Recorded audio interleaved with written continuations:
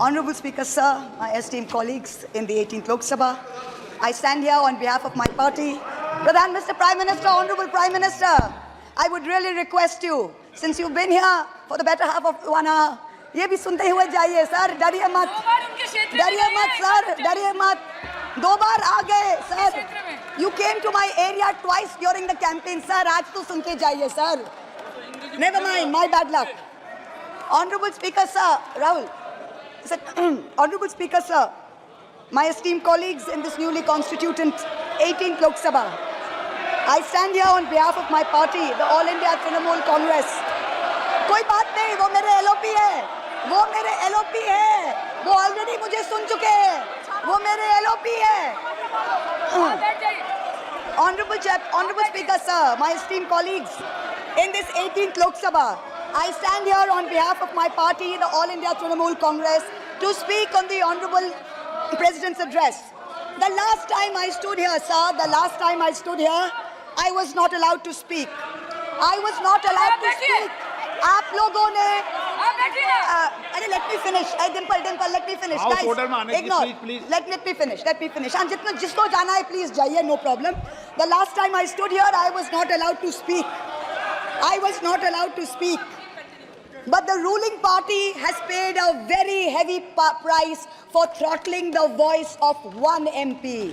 मुझे बैठाने का चक्कर में जनता ने आपके 63 सदस्यों 63 जन को परमानेंटली बैठा दिया. You have gone down from 303 to 240. In my maiden speech in the Lok Sabha in June 2019, I spoke on the 7 signs of fascism that were taking over this country. 5 years to the date, on June 27, 2024, this House saw the unprecedented scene of the marshals welcoming the President of India, the Honorable President, with a Sengol in their hand.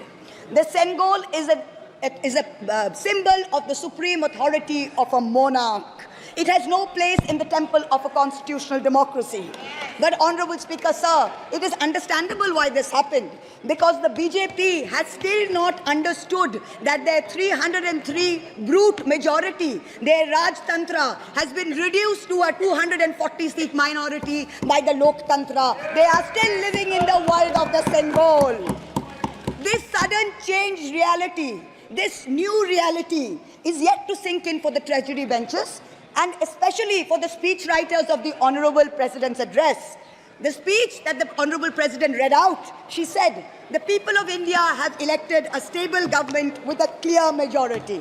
Please do not embarrass the office of the President by using poorly edited cut and paste versions of old speeches.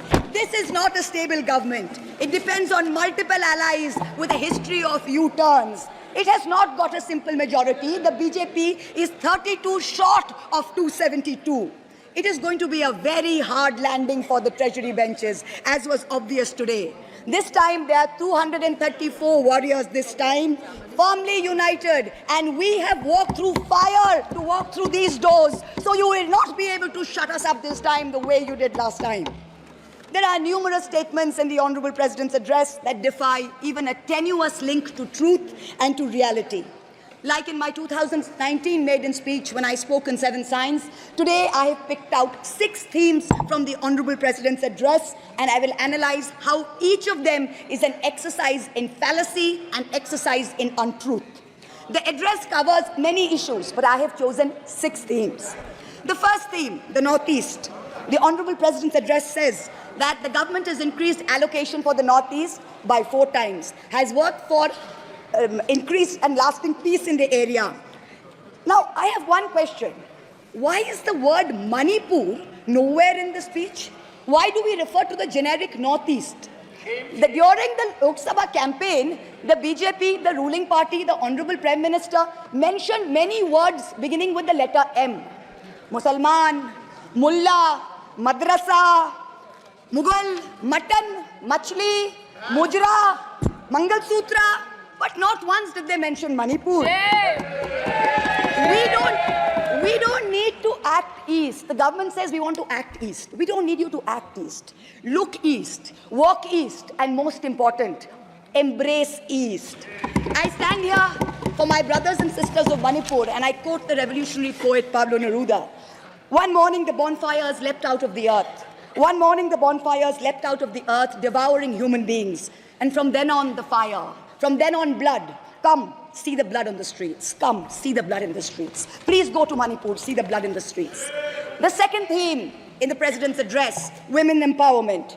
The speech says, women in our country have been demanding greater representation in the Lok Sabha and Vidhan Sabhas, and today they stand empowered by the Women's Reservation Act. This is a complete untruth. Firstly, you conveniently delayed reservation for women in parliament because you actually fear women. You fear Nari Shakti. You want their support, but you certainly don't want us here. The 17th Lok Sabha had 78 women, 14.3%. The 18th Lok Sabha, this Lok Sabha has only 74 women. 4 women less than last time, only 13.6%. The ruling party, the BJP, had called a special session to bring in the Women's Reservation Bill. They have got a shameful 30 women MPs out of 240, only 12.5%. It is only Mamata Banerjee's Trinamool Congress that in 2019 had 37%, and even this time has got 38%. The President's address talks of a comprehensive campaign by the government to enrich and make 3 crore women Lakhpati Didis. All that we have seen so far is a far more comprehensive campaign to make 1 Arabpati Dada. I'm sure I don't need to take his name in this house. I'm sure we all know who we are talking about. The third theme, Kashmir.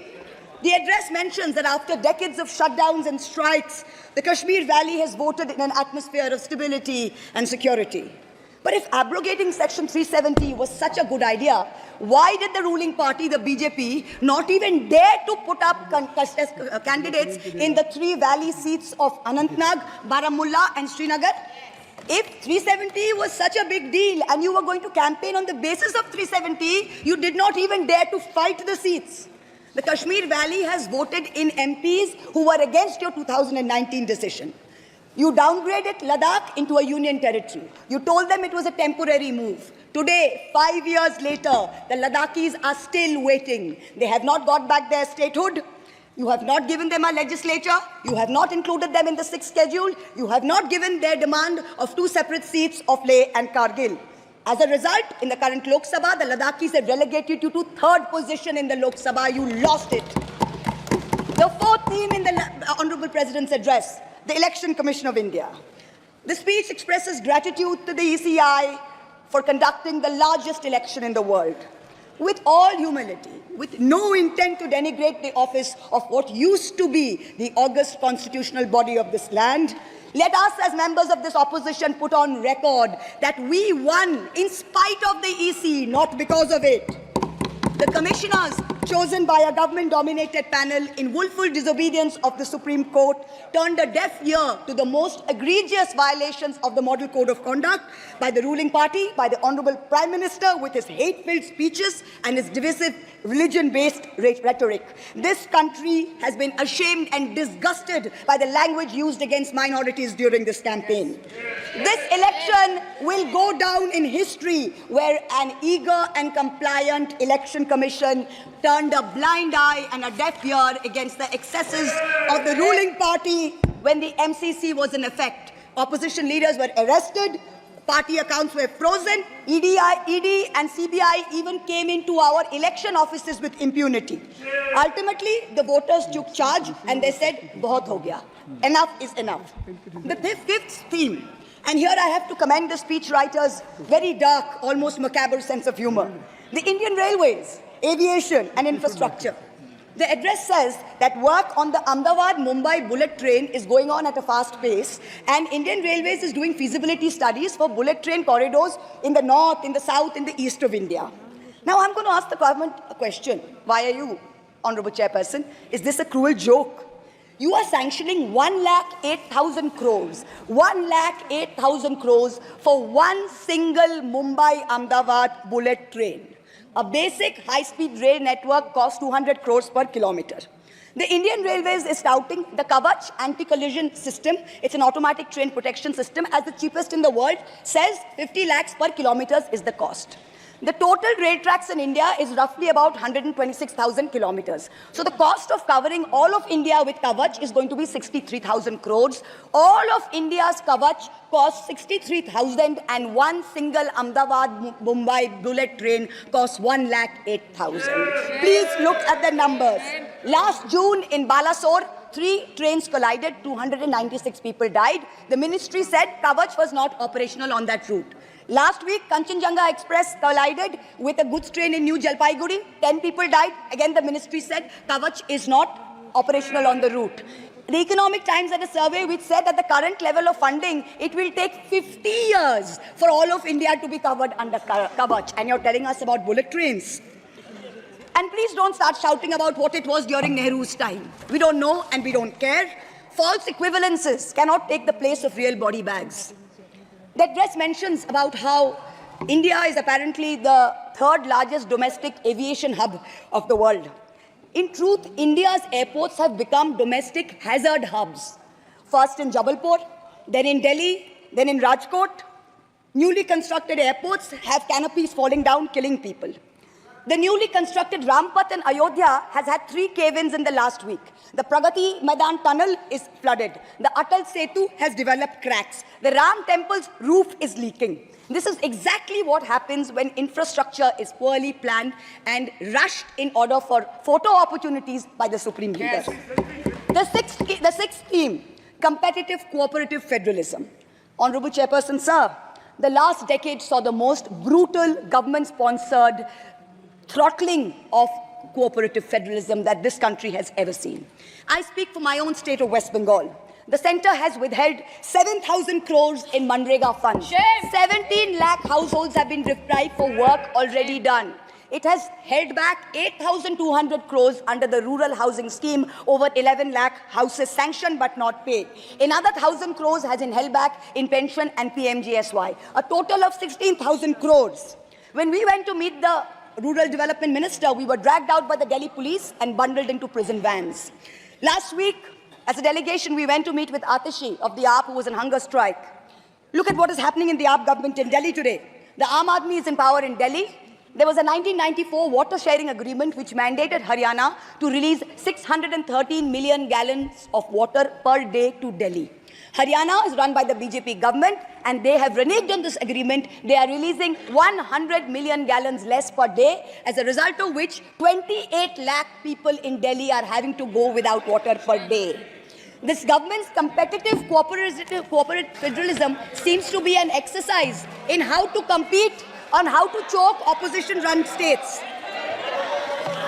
भैया हमको बैठाना आप पे बहुत भारी पड़ा, हमको मत बैठाइए, बहुत भारी पड़ा आप पे, बहुत भारी पड़ा. The government spent the past 5 years. Honorable member, kindly address to the chair. The government spent the first 5 years in almost perfecting an elected autocracy. And by the end of 2023, this government had reached the pinnacle of their arrogance, where this parliamentary democracy was replaced by a monstrous super cult, the cult of the supreme leader, the non-biological leader, born of the Paramatma, who stood in this house and proclaimed, "Ab ke baar 400 par, and ek akela kitno pe bhari pada." This was the turning point. This was the turning point when the destiny of the ruling party changed. Whether in Greek mythology, whether in Indian mythology, if you act with arrogance towards the gods, you will be punished. We have 33,000 gods in India. But in our democracy, the most supreme of them is the Gana Devata, the Lord of the people, and they have punished you.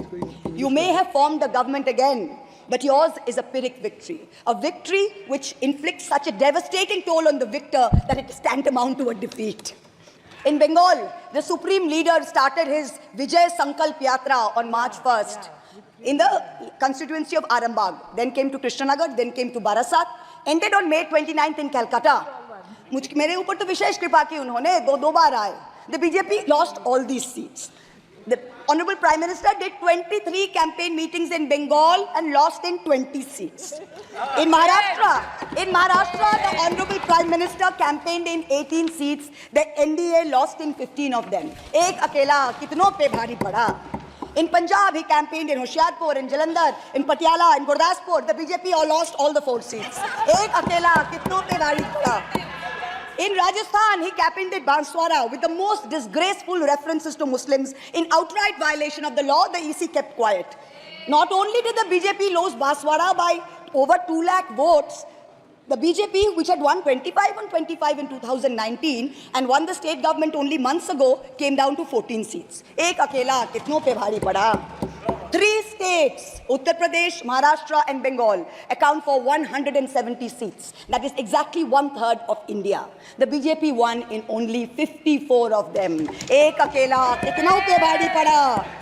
In 2019, the Prime Minister, the Honorable Prime Minister, had taunted the now leader of the opposition by saying that he must have used a microscope to find that one single seat in India where the minority were in majority.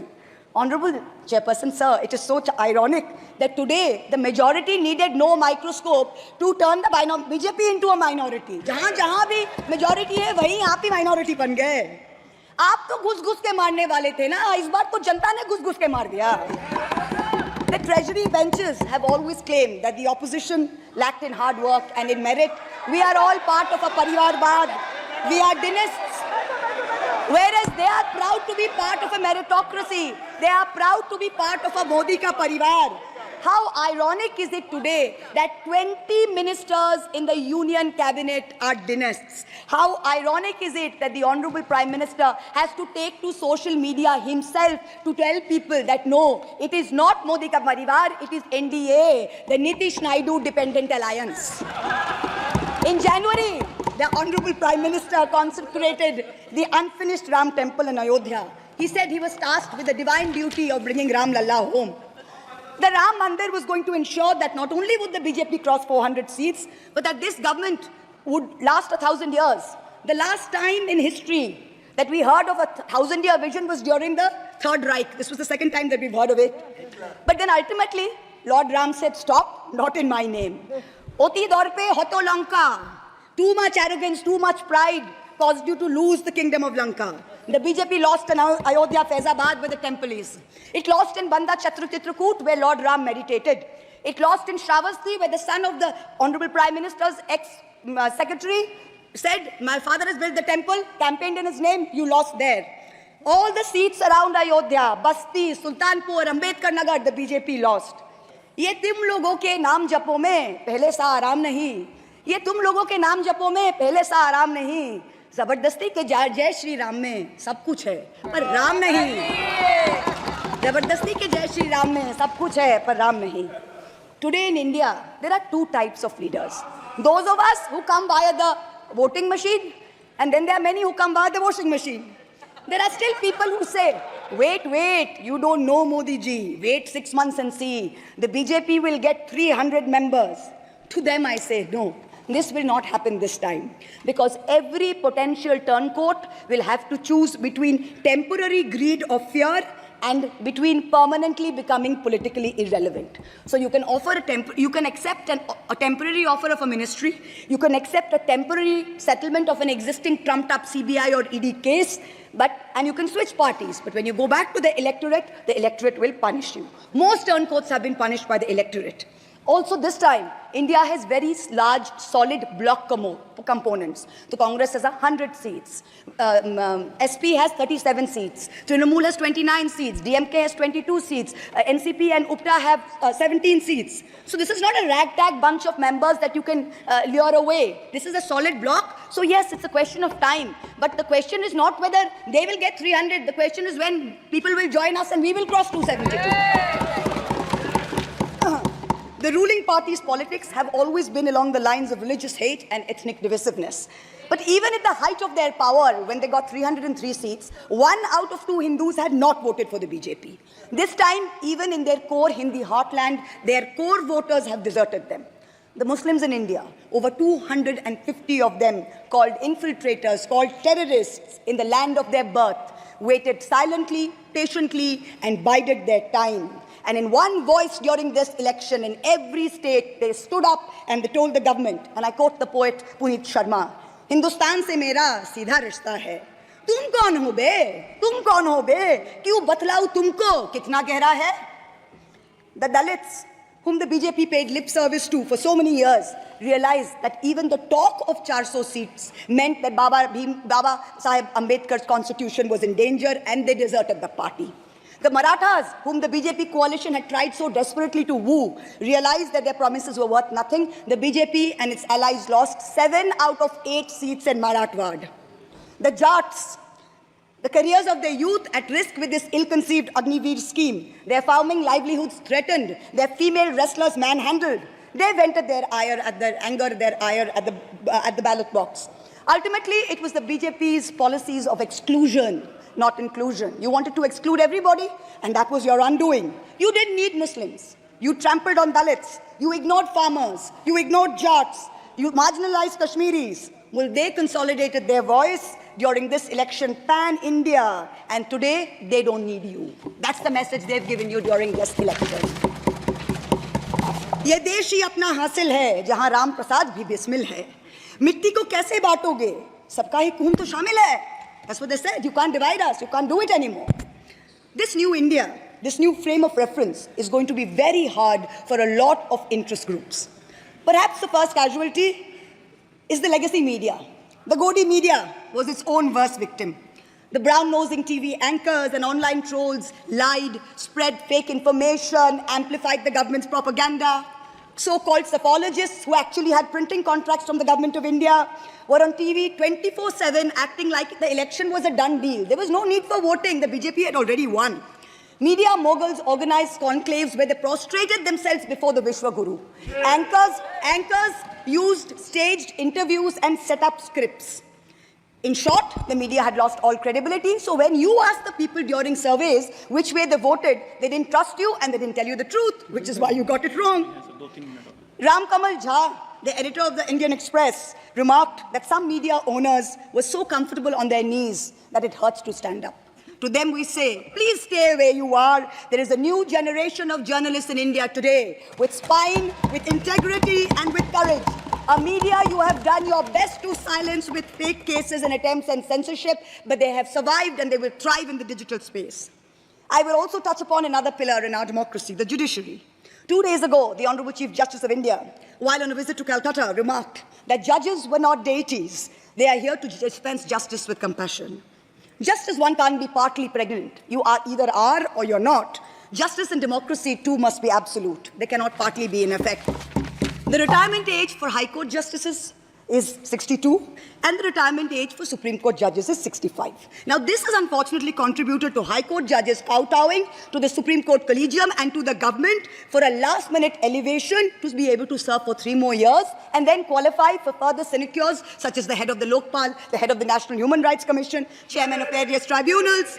It has come to such a state that opposition leaders framed in politically motivated cases are denied and bail and denied justice simply because judges are even scared to touch their case for fear of offending the government.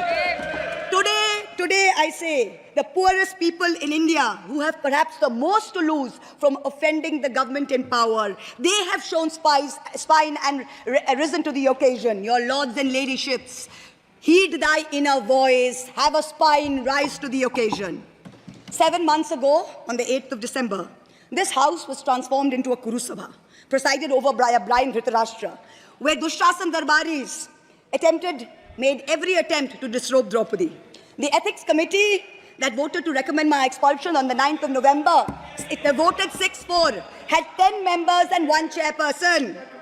Of the 5 Lok Sabha members from the BJP, 4 have not returned to the house. The chairperson, a BJP member, has also not returned. The Congress turncoat from Punjab who voted against has also not returned. The BJP lady MP from Maharashtra who started the debate in the House on behalf of the BJP has also lost. Much like Lord Krishna protected Draupadi, the people of Krishnanagar have protected me. In the last year, a lot of people look at me and say, oh, Mahua, you must have lost a lot. You lost your membership, you lost your house. And by the way, I also lost my uterus due to a surgery. But you know what I gained? I gained what Rahulji said, the freedom from fear. I do not fear you. I will see the end of you. We will see the end of you. Your ED, your CBI, your income tax, your trolls, your media, nobody can scare us. The people of India are patient. They will wait patiently for this government to fall.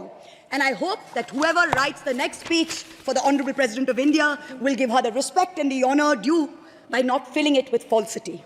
This government has dishonored the office of the President by giving her a script that is full of... We wait, and the people of India wait, for the restoration of her honor and for the honor of her august office. It is in this hope that I bow my head to the holiest of our books in its 75th year of adoption. Hail the Constitution, Jai Sangvidhan. Thank you.